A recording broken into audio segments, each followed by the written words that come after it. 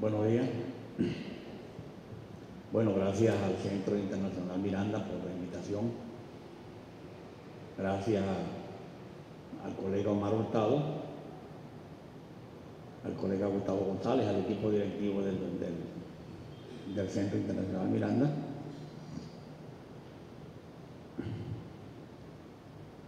Tenemos rato hablando de estas cosas. Yo voy a usar como plataforma para que discutamos, para que conversemos,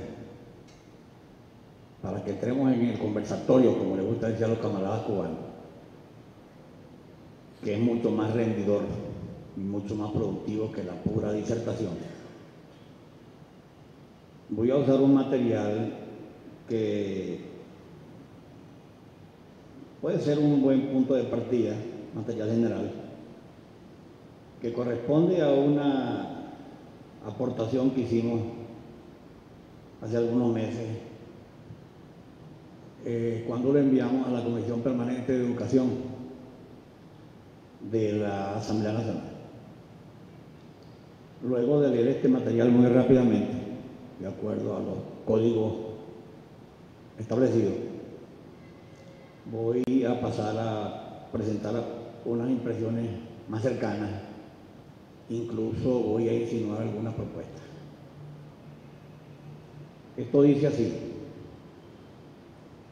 la crisis de la Universidad Autónoma. Hablo desde una universidad autónoma. Hablo particularmente desde la Universidad de los Andes, de Mérida. O sea, hablo desde, voy a decir, mi universidad. Es la que conozco mejor y, por supuesto, sobre la cual puedo opinar con más propiedad. Esa es la universidad autónoma que me corresponde y que me ha correspondido por más de 30 años.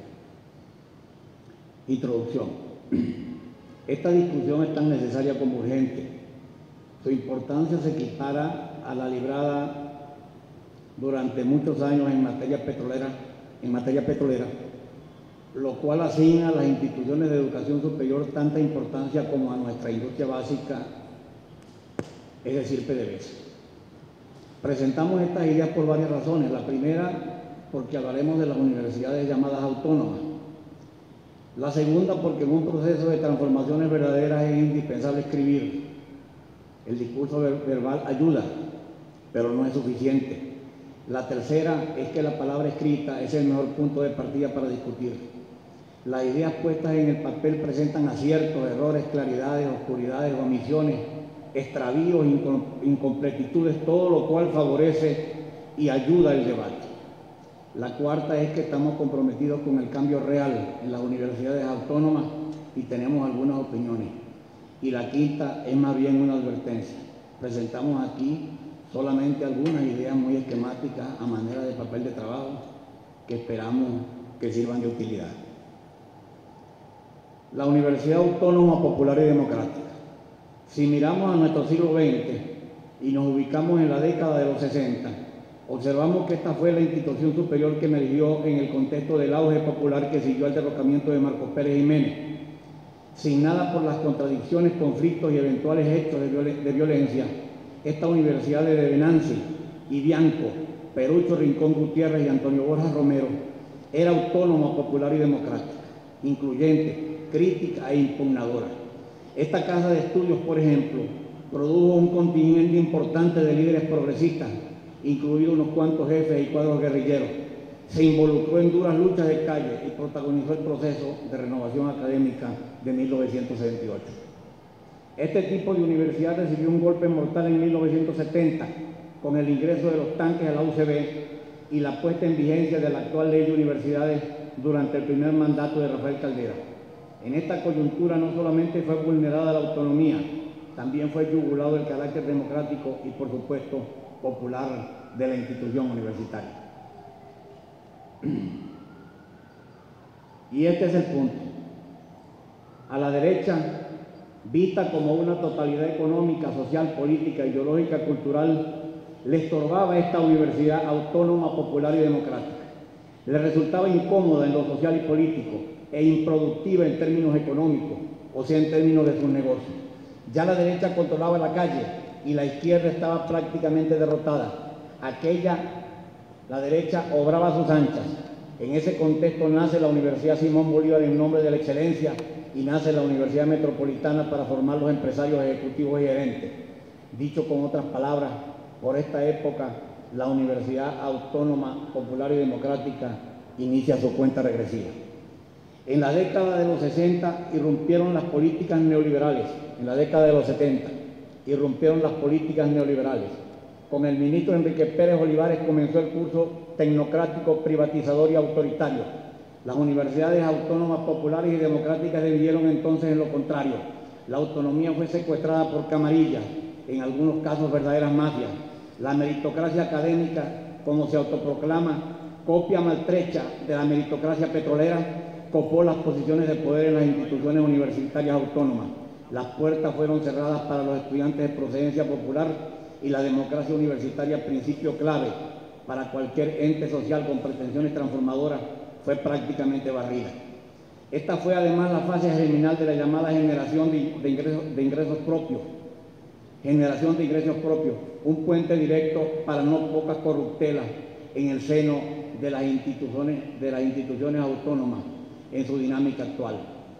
En los marcos de la sedicente reforma educativa de esos años, expresión de la ofensiva de la derecha, valga recordar, fueron liquidadas las escuelas técnicas industriales, las escuelas normales, y se inició la reducción del componente humanístico en el currículo, al tiempo que la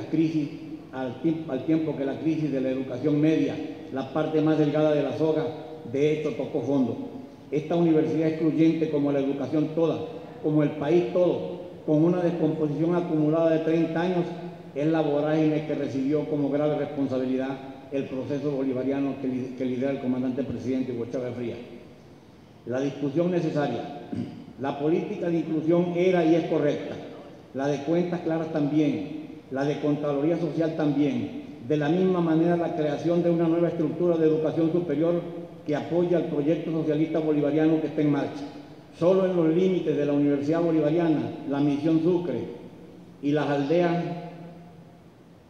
universitarias, los avances han sido inmensos, aunque sobreviven naturalmente requerimientos urgentes sobre la cualificación de estos estudios y sobre todo en lo que se refiere a la formación adecuada de los docentes para estos estudios.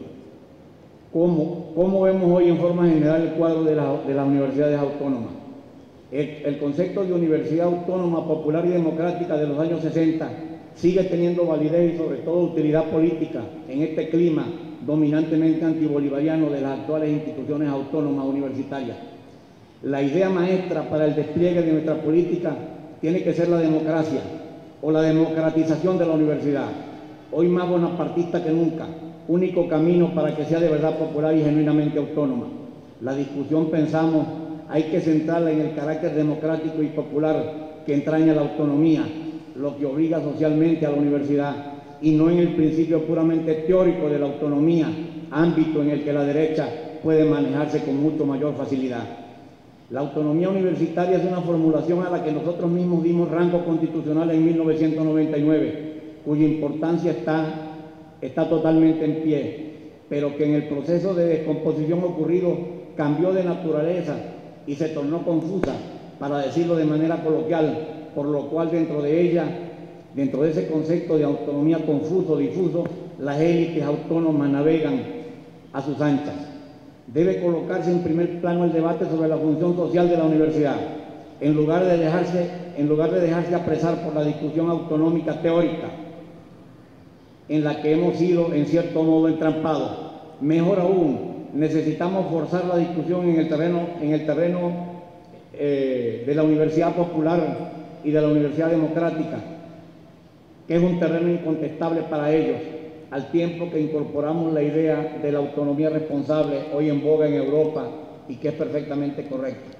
Sobran ejemplos de cómo enfrentar a la derecha incluso dentro de los linderos de la Ley de Universidades de 1970. ¿Qué explica que en la ULA, mi universidad, el presupuesto sea una caja negra, definido entre gallos y medianoche por un Sanedrín que no pasa de media docena de personas, cuando ya en los consejos comunales se maneja el presupuesto participativo? ¿Cómo es que la Facultad de Ciencias Forestales y Ambientales de la ULA tiene hoy 3 veces menos estudiantes que hace 30 años, con los incrementos presupuestarios sucedidos? ¿Por qué los decanos nunca rinden cuenta en forma anual a sus asambleas de facultad?